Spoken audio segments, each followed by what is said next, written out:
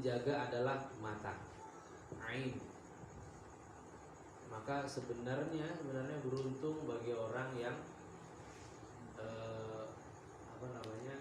terlahir dalam keadaan tunanetra. Kalau kita rasakan dia tidak beruntung, tapi sebenarnya dari sisi mizan, timbangan amal nanti dia itu beruntung karena lepas tanggung jawab dia tentang mata.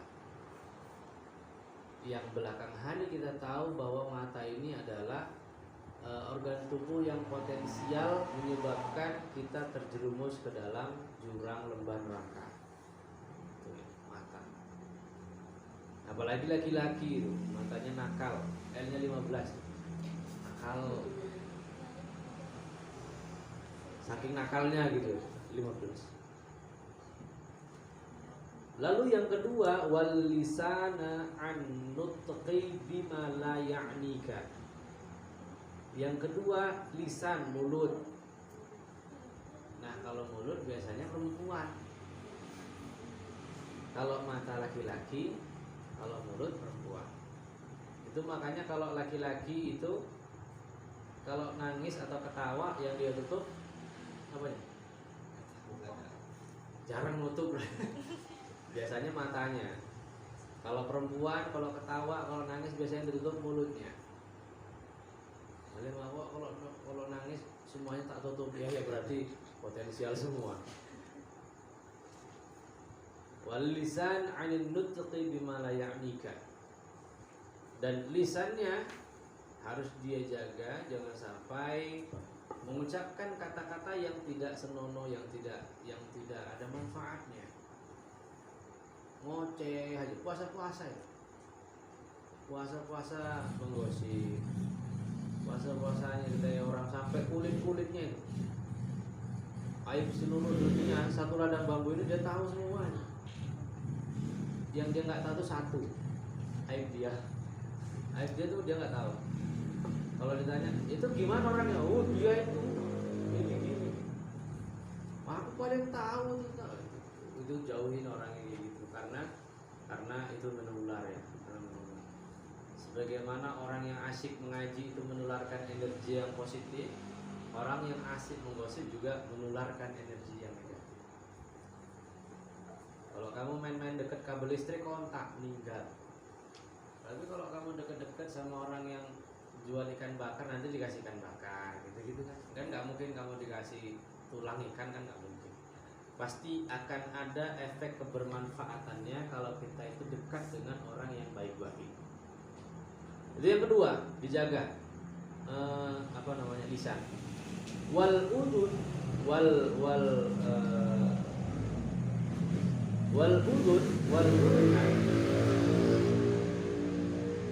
uduna 'anil istima'i ila ma harramahullah.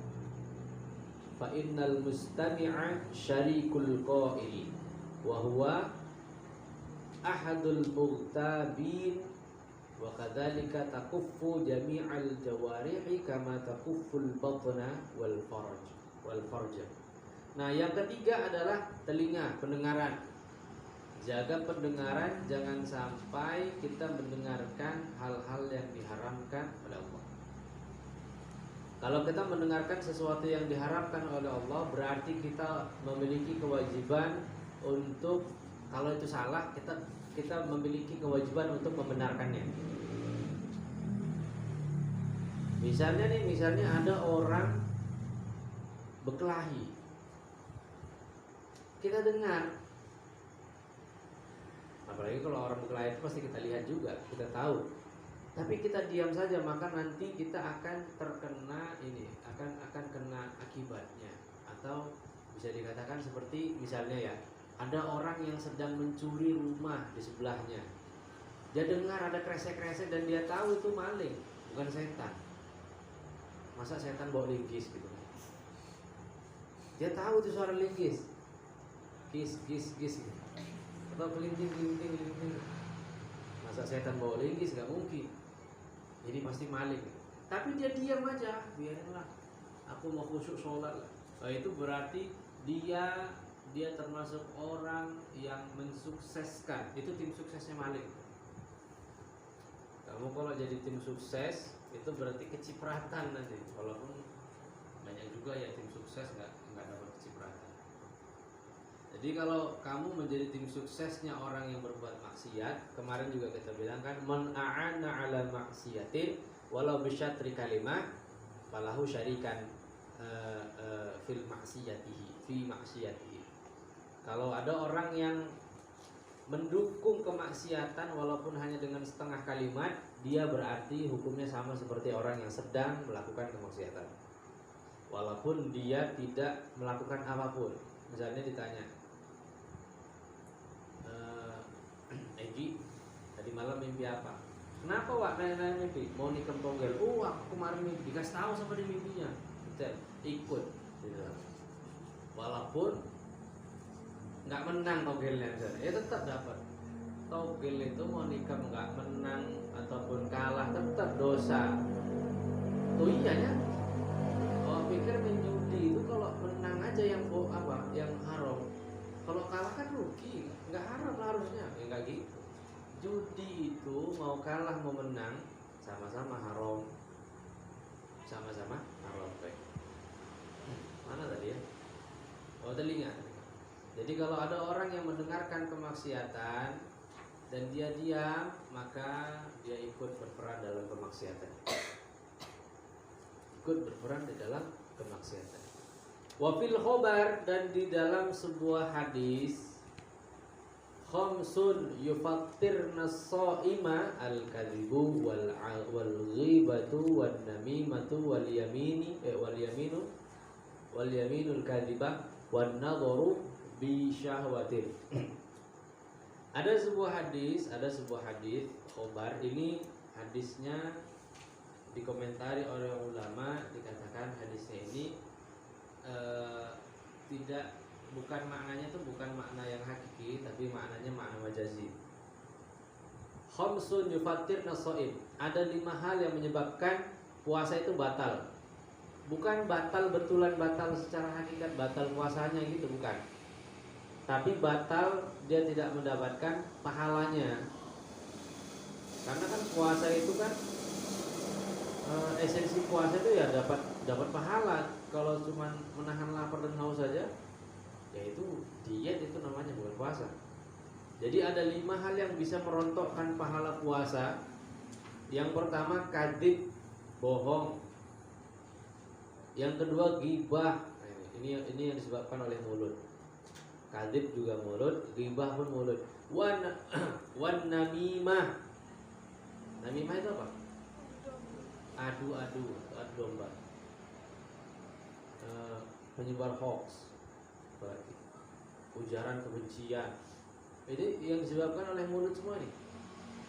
3 ya. Lalu yang keempat, wal yaminul kadzibah, sumpah palsu. Aku bersumpah apa gitu misalnya. Tapi bukan sumpah cinta, itu bukan gitu ya. Ini sumpah yang berkaitan dengan kesaksian. Karena aku bersumpah tidak akan menduakanmu. Bukan sumpah kayak gitu. Itu bukan sumpah ya. Gombal itu ya. Itu gombal. Yang dimaksud di sini sumpah ini adalah sumpah yang berkaitan dengan kesaksian. Aku bersumpah melihat dia berzina gitu misalnya. Nah, itu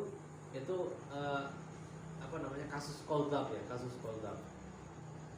Lalu yang kelima adalah wan nadharu bi syahwatin, melihat dengan mata penuh syahwat.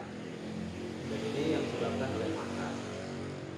Jadi kalau kita sedang berpuasa, adab yang harus kita perhatikan, yang pertama mata, yang kedua mulut, dan yang ketiga telinga. Jangan sampai kita termasuk orang-orang yang khosir wal khosirah, rugi.